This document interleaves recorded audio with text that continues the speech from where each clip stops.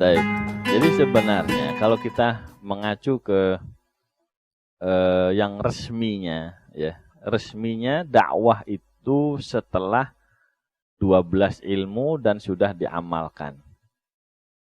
Itu baru memasuki periode berikutnya spesialis dakwah. Nah, kalau kita bukan spesialis berdakwah, maka bagi yang nge-share harus seizin yang berdakwah. Gitu. Yang mau nge-share ini minta izin dulu.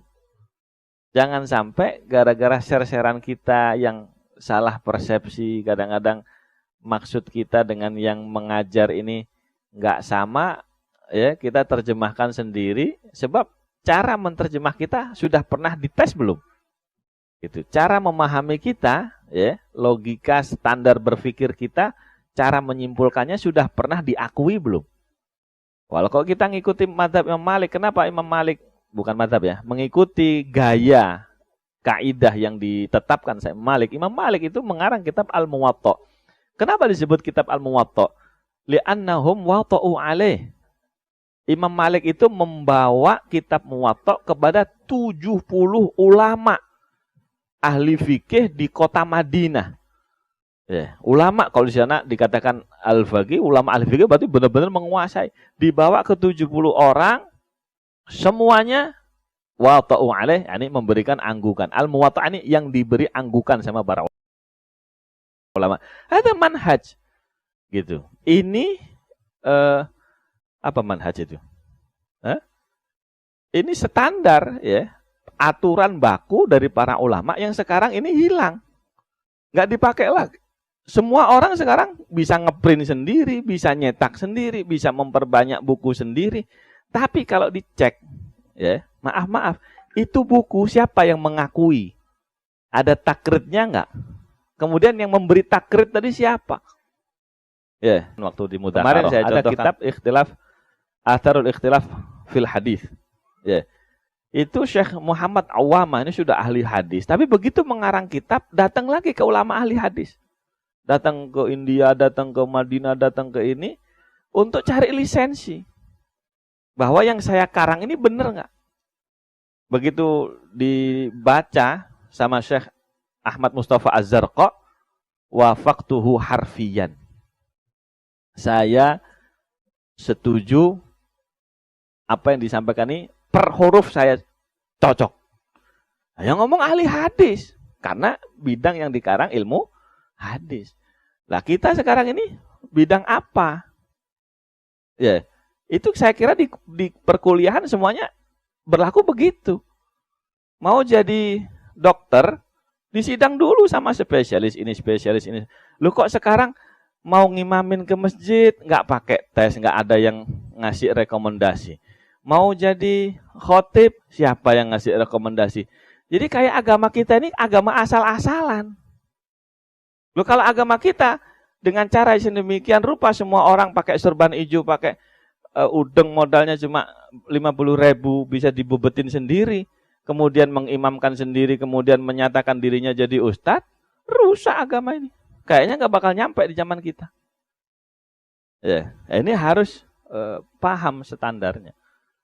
Gitu ya. Nah, standarnya bagaimana?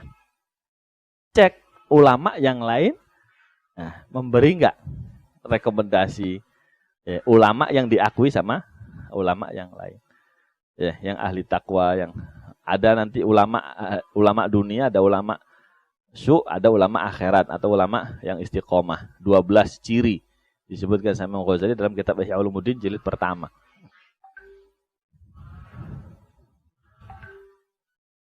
Nah, kita mau nge-share minimal ada background ulamanya. Gitu. Yang di-share itu terutama urusan agama, ya. Kalau enggak, Masya Allah. Nabi aja dibilang sama Allah Ta'ala, wada'iyan ilallahi bi'idnihi. Nabi itu mengajak kepada Allah dengan izin Allah. Ini logis, harus diizini sama Allah. Sebab mengajak kepada Allah. Nah, kayak kita ngajak ke rumah. Ngajak ke rumah presiden. Kalau presidennya nggak ngizinin ya apa? Kan kemarin open house. Ya kemarin. Habisnya besoknya kita ngajak rombongan 2 bis ke istana. Ya apa kira-kira kalau nggak ada izin? Nanti main ngajak-ngajak, woy. Siapa yang ngizinin? Gitu. Nah ini izin itu lafaz ada dalam Al-Quran. Nabi dapat izin, habis itu Nabi ngizinin para sahabatnya, sahabat ngizinin tabi'in, terus silsilah izin itu sampai sekarang. Gitu ya. Ini kalau nggak ada izin zum-zuman dari masyayikh kita, dari guru, ya ngapain saya ngaji zum-zuman? Wah, nambah dosa urusannya ini perkata, apalagi direkam lagi. Kalau bukan kapasitasnya ya, wassalamun alal mursalin, walhamdulillahirabbil alamin. Ngeri urusannya dunia akhirat. Kalau di fikih itu, hadza madhabun alqallaha fi. Ini madhab yang nanti saya ketemu sama Allah, saya akan perdebatkan. Madhab saya ini, dalilnya ini.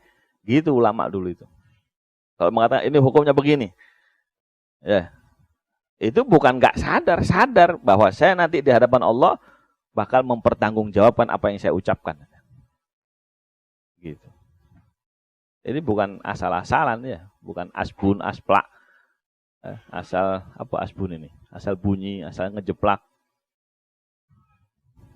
Nah, ini sekarang masya Allah musibah akhir zaman.